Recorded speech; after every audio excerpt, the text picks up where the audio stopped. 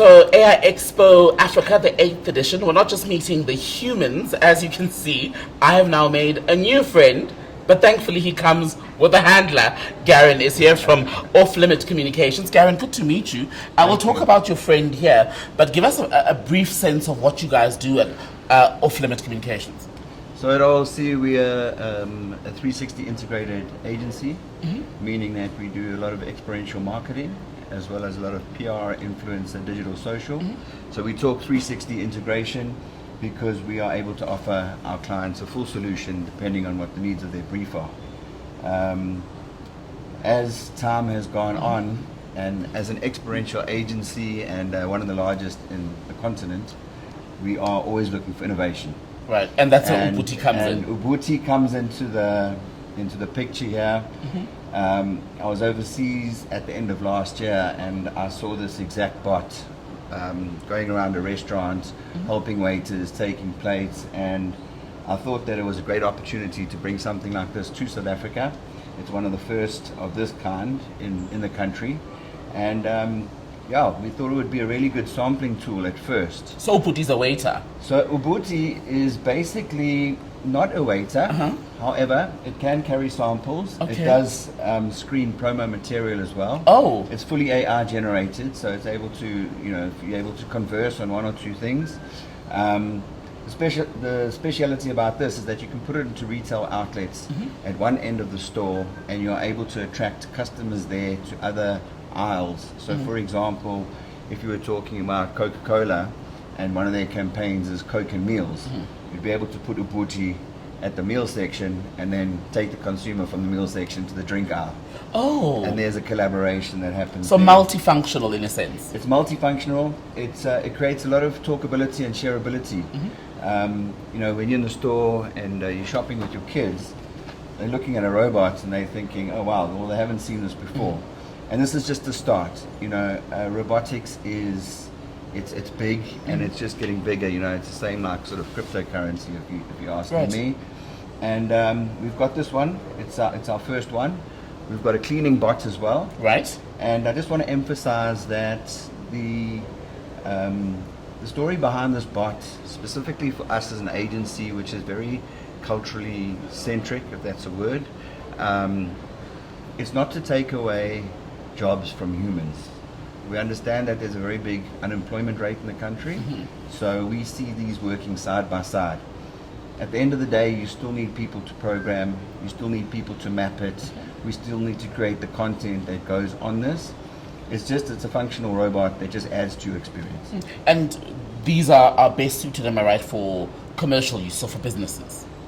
So it can actually be used preferably in the retail space. Okay. However, at corporations for launches and things like that, we are hoping to put some sort of gamification on it as well. You'll notice that we do have a QR code, so you are able to scan the QR right code. You guys can't see it, but I can see it's right at the bottom. That will take you to our website, and there's an offering of other bots that we've got there amongst the full service that our agency offers, which is everything from strat to media. We have a newly opened sponsorship division, and so we're really wanting to take the world by storm. And I think we're getting there.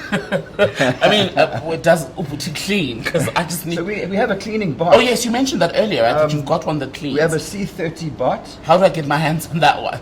Well, there's also only one demo that we've got. There has been a lot of interest for warehousing departments.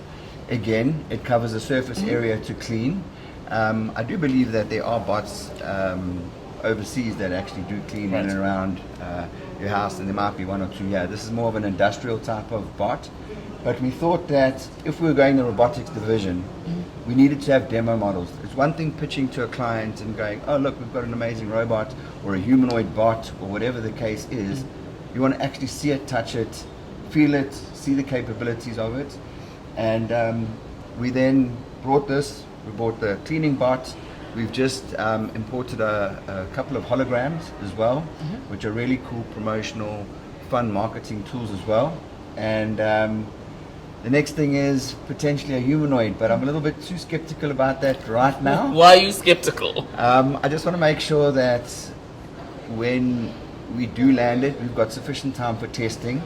This bot arrived in January, Right. and it's taken us probably 3 to 4 months to actually ensure that we are delivering a product that works. That's We've got interesting. 24-hour on the cloud maintenance if need be for the software, and then our turnaround time would be 24 hours. So should there be a malfunction in store, we'll have technical support in each of the regions to go in, fix what's needed, replace it, and that will be a service all inclusive of what we would offer. How excited are the clients who've met Ubuti so far about him?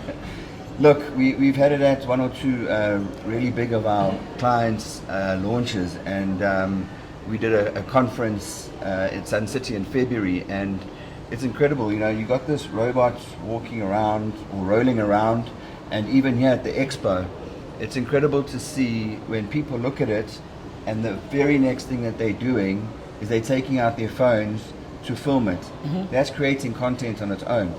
And so there's been a lot of hype around it. It's very new, and we've generated a hell of a lot of leads over the last 2-3 days that we've been here. So we're super excited. This is actually like a proper launch. So it's worked out nicely. So just on that, accessibility, pricing, is that still an issue or not so much? We have put together the full price list, the maintenance plan, everything like that. So should anybody wish to engage with us, we'd absolutely send them a quote. And like I said, it comes full service from the parts to the manpower that's needed to do this, the technicians. And then obviously value add. So that's one thing about our agency. We like to look after our clients. We understand that the economy is tough. We understand that there are budget constraints. He's a good salesman. I'm a good salesman, but it's the truth. And so value add is super, super important for us. And everything's got an economy of scale to it. If you're looking to hire 1 or you're looking to hire 10, we'll be able to discount as we go, depending on the scope of work. And that's what we're about. We're there to work with our clients. And as far as AI Expo Africa then, has anything stood out for you so far this year? Well, I was here for a very brief time because all my time was consumed with my team and the robot. But I was overhearing some of the conversations that were happening from some pretty senior people within the industry, and it seemed like that there's a lot of excitement around this, and the leads that have been generated over the last 3 days. Mel, who's sitting over there, has been after every day capturing the leads and then making sure that we're following up with them the very next day.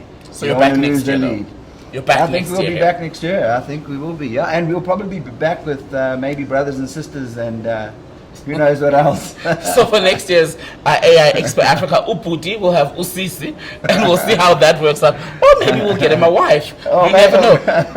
You never know how far we could go. That's Garon from Offlimit Communications showing us what they have been putting on display here, showcasing, in fact, at AI Expo Africa, the 8th edition.